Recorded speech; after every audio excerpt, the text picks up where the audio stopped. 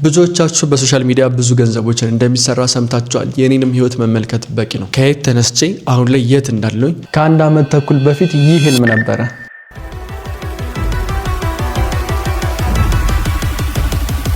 ዛሬ ግን እሁን ሆኗል። ከየት ተነስቼ አሁን ላይ የት እንዳለሁኝ በሶሻል ሚዲያ እንዴት ህይወቴን እንደቀየርኩኝ ራሴንም እንደቀየርኩ ከኔም አልፎ ደግሞ ብዙ ሰዎችን እየቀየርኩኝ እንደሆነ የሚታወቅ። ይህም ግን ሊሆን የቻለው ስለ ሶሻል ሚዲያ በሚገባ በማወቄ ነው። በአሁኑ ሰዓት ላይ እያንዳንዳችሁ ሶሻል ሚዲያ አካውንት የሌላችሁ ኑሯችሁ ደግሞ ፖስት ማድረግ ያልጀመራችሁ ከሆናችሁ እመኑኝ በአጭር ጊዜ ውስጥ ካላችሁ ገቢ በታች ማግኘት ትጀምራላችሁ። ያ ብቻ አይደለም ህይወታችሁን በጣም ከባድ ታደርጉታላችሁ። ይህ የሚሆንበት ዋነኛው ምክንያት ምንድነው? እያንዳንዱ ሰው ያለውን ችሎታ ያለውን አቅም እዚህ ቦታ ላይ እንደዚህ ይሰራለሁ ብሎ ቢልቦርድ በመለጠፍ ወይ ደግሞ ቢዝነስ ካርድ በመስጠት አይደለም ስለ ስራው ስላለበት ችሎታ ስለ እያንዳንዱ ስኪል የሚያስተዋውቀው። አሁን ላይ የሚያስተዋውቀው በሶሻል ሚዲያ ነው። ስለዚህ ሶሻል ሚዲያ የሚያስተዋውቁ ሰዎች ሁሌም ቢሆን እናንተን እየቀደሟችሁ እያደጉ ይሄዳሉ። እናንተ ግን የምትሰሩትን ስራ ሶሻል ሚዲያ ላይ ማስተዋወቅ ካልጀመራችሁ እመኑኝ በአጭር ጊዜ ውስጥ ከገበያ የምትወጡ ሰዎች ትሆናላችሁ። በየትኛውም ስኪል በየትኛውም ችሎታ በየትኛውም አይነት መንገድ የምትሰሩ ሰዎች ልትሆኑ ትችላላችሁ። ነገር ግን ሶሻል ሚዲያ ላይ ካልመጣችሁ ዊል ሲ በአጭር ጊዜ ውስጥ ከገበያ ስትወጡ